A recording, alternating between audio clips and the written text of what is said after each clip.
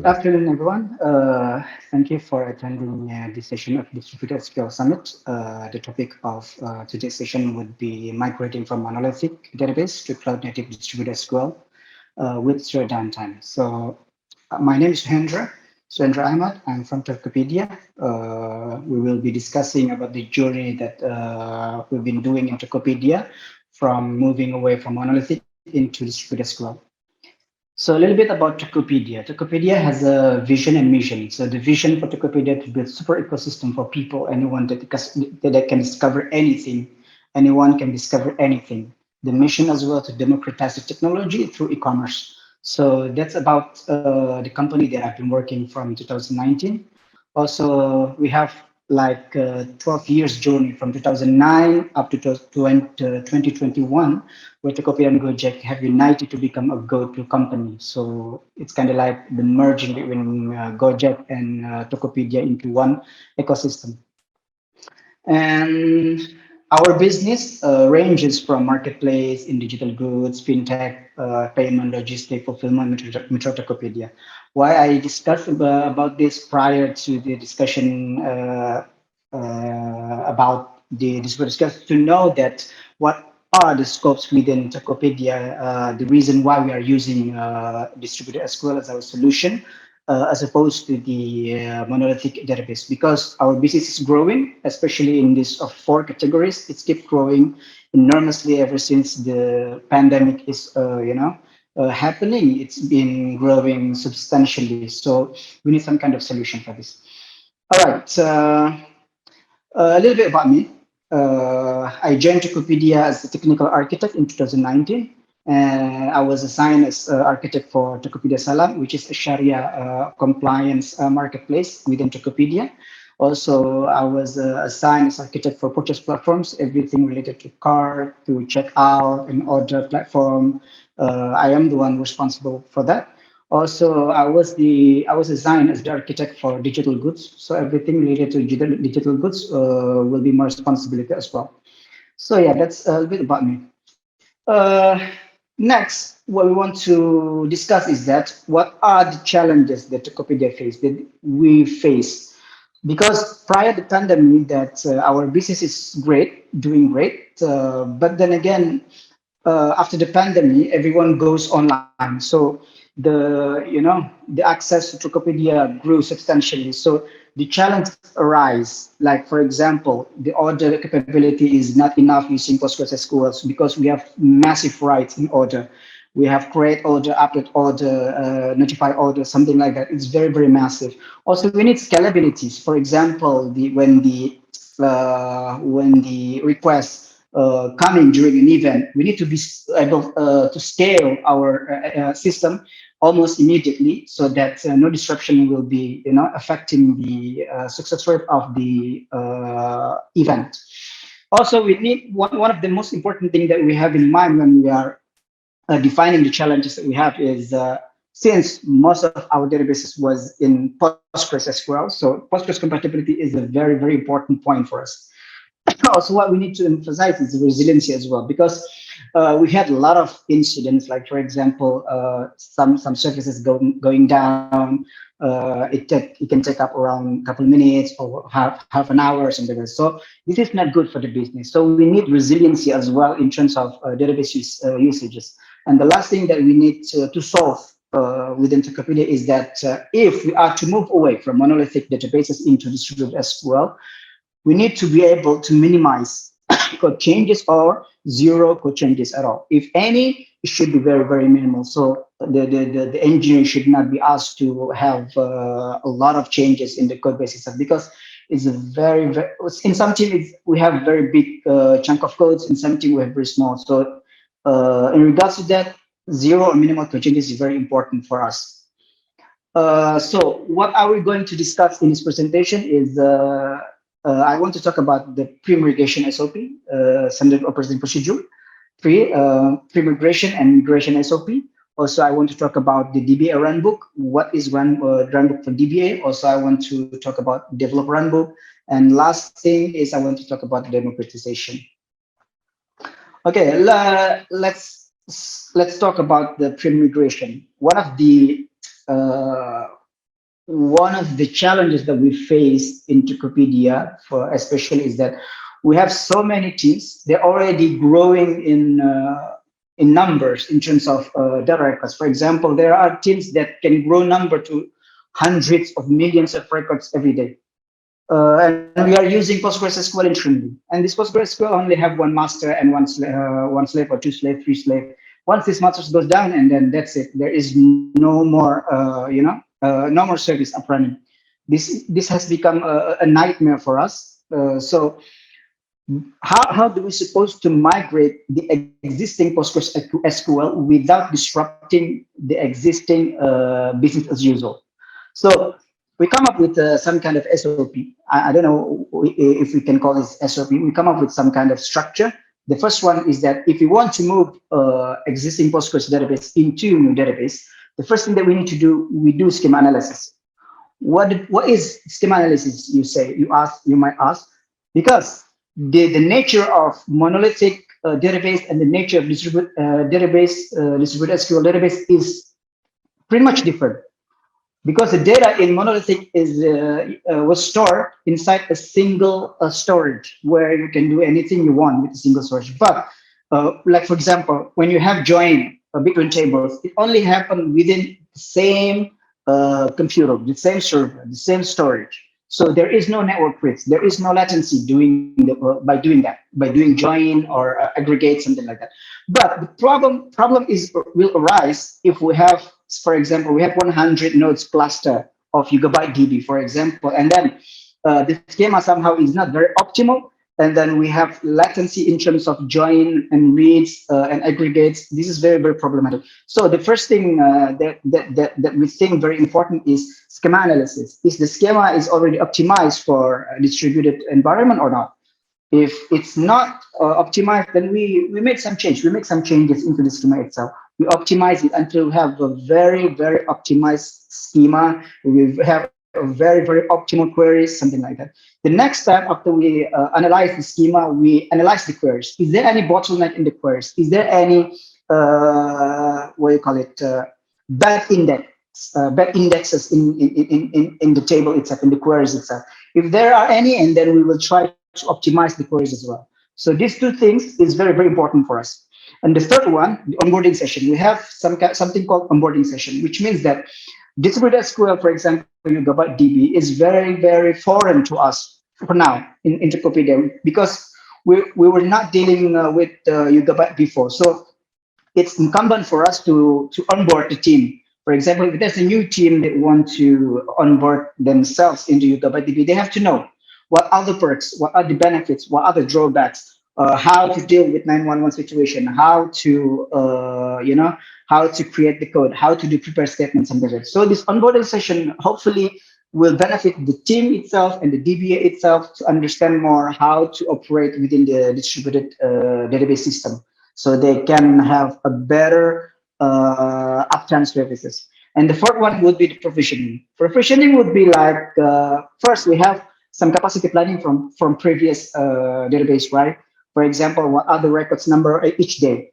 What is the target they want to gain for next year, or one or 2 years? So provisioning is based on the capacity planning. If we think that the team, the existing Postgres database need capacity planning, recalculating the capacity planning, we will do so. And afterwards, we will provision the universe, Yugabyte universe, based on the capacity planning that we've done. After the universe is ready and the schema ready, query analysis is done, onboard session done, then we will perform something called CDC.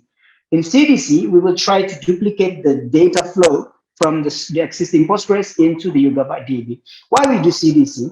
Because we don't want to do double writes. For example, if we have two databases and then we want to write, we want to have the same data in both databases, we have to do double writes.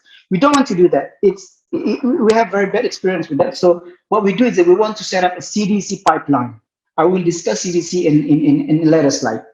After we set up the CDC between the existing PostgreSQL with the YugabyteDB, the last step for pre-migration checklist is that to do load tests. For example, if we did some load tests in the existing PostgreSQL that can reach up 100,000 RPS or TPS, for example, at least we have to have something similar to that value or above. So once we have that number, by doing load testing, we have the confidence that, okay, the migration hopefully will be successful.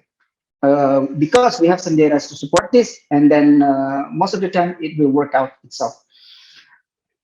So that is the existing database. What about the new database? The new database is much simpler as opposed to the existing database, because we don't have to do some kind of what do you call it, CDC in data. Everything just much simpler. The process also the same: schema analysis, queries analysis, onboarding session, provisioning, and last time will be the testing. You don't need to do any CDC. All right. What about the migration itself? Those are the prime migration. For example, the new existing database, the existing database and the new database itself. What about the migration? For the migration process, we do prime migration checklist. So we do some due diligence. For example, we checklist: is it done? Is it done? Is it done? If all the checklists for pre-migration checklist done, and then we set up the CDC. The app service writes to source database only. So, like I mentioned before, we do not perform double writes. We do not perform double writes. We try to avoid as much as we can to perform double writes.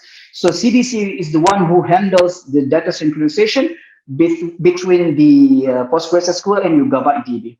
Afterwards, we try to traffic splitting. For example, we have 10 node servers, and then we will try to direct 5 of the app services into YugabyteDB and 5 services into the source database. Why we do this? Because if something wrong with YugabyteDB, we still have 5 running on the Postgres SQL. If something wrong with Postgres SQL, we have still 5 of them running at YugabyteDB. So traffic split is nice to have, but not mandatory, but something nice to have to be able to cater, what do you call it, as a resilience strategy for us.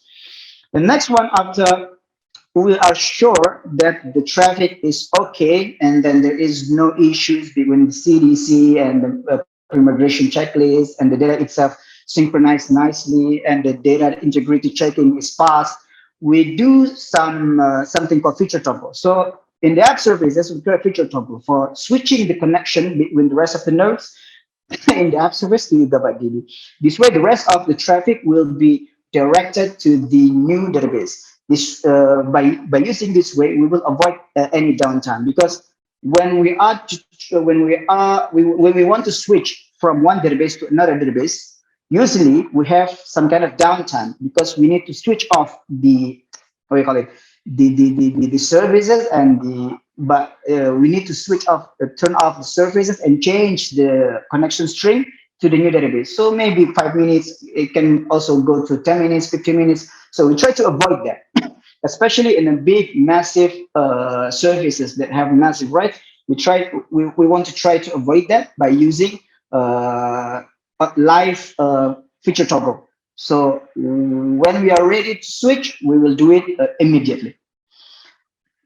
So what about the CDC that I mentioned before? So in CDC, we have a couple options previously that we have internally.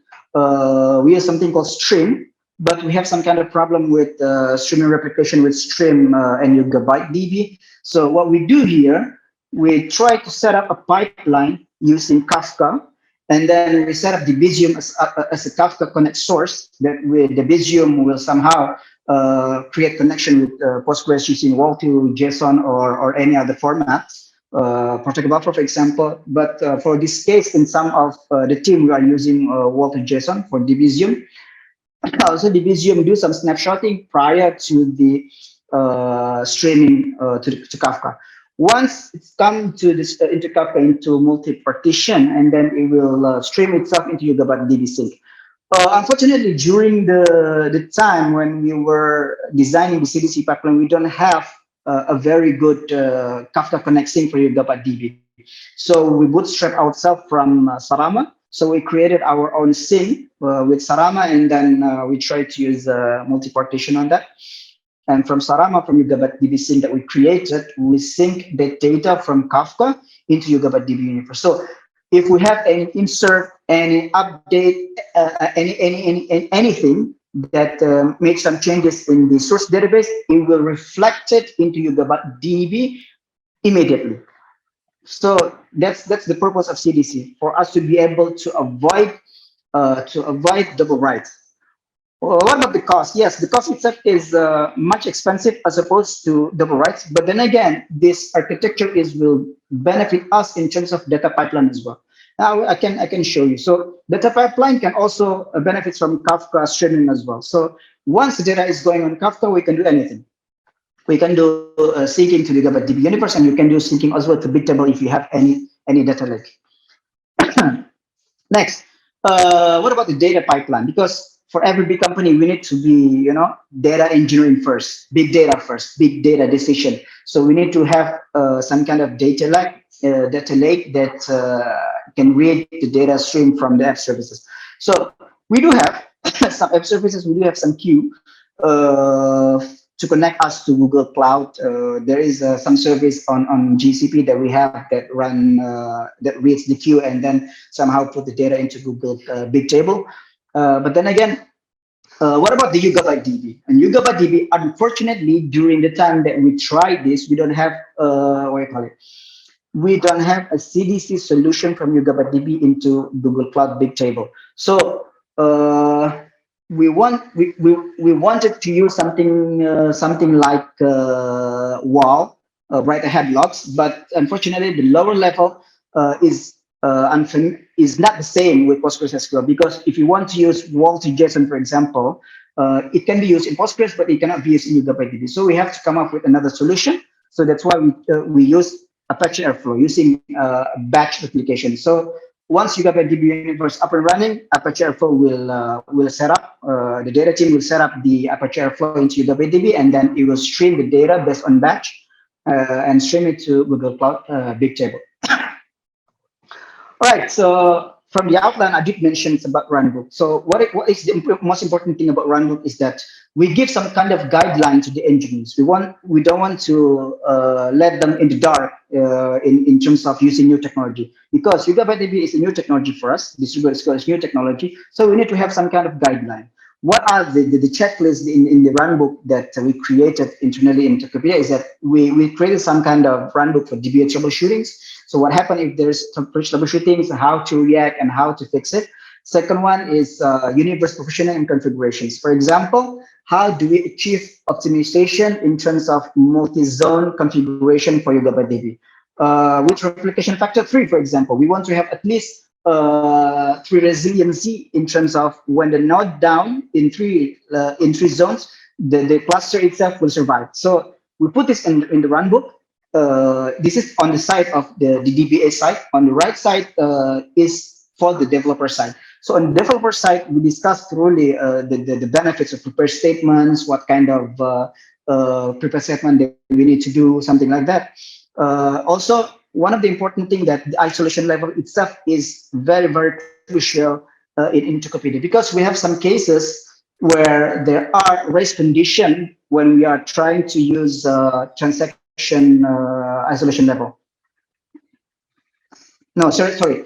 When we try to use isolation level, serializable. So in serializable, the isolation level is very, very strict. So we had some issues, and then we tried to explain it in the runbook. So based on the use case of each team, the isolation level that's suitable for them is this. So we mentioned this in the runbook.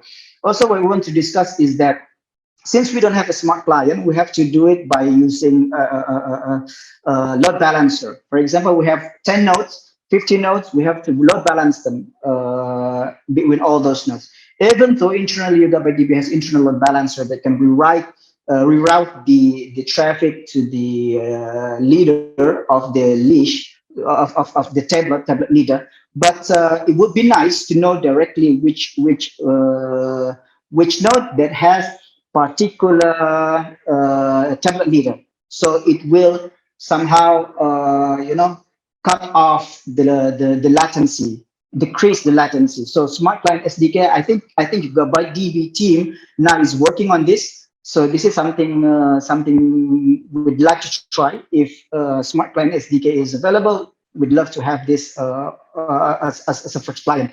So this is very important. all of this, we put this in runbook, and then and we use this as a guideline internally between Tokopedia. So democratization is by training engineers in Tokopedia to become subject matter experts in using YugabyteDB and troubleshooting YugabyteDB, and how to do coding in YugabyteDB in terms of app service itself. Okay, what next for Wikipedia in terms of YugabyteDB? Next is we are trying to focus to grow more SMEs, because in a big company, in a growing company, we need some expertise in this. So SMEs is very important for us. So we will try to train senior software engineer, principal architect, principal engineer, technical architect, and DBA to become more fluent in YugabyteDB and even can debug. For example, we have an architect. I think he's an architect now, that detect a bug in YugabyteDB. So this SME is very, very good. I mean, it will benefit both Tokopedia itself, also will benefit YugabyteDB itself, because we can report some bug. If there is some bug in YugabyteDB, the team in YugabyteDB can fix based on the report. So yeah, the next step for you for Tokopedia in regards to YugabyteDB, once you grow SMEs as much as we can. We come to the end of our session. So if you have any question, I would love to answer all of your questions. Okay, so thank you very much. If you want to contact me, you can contact me at my email. I will be pleased to reply to all your questions. Thank you very much.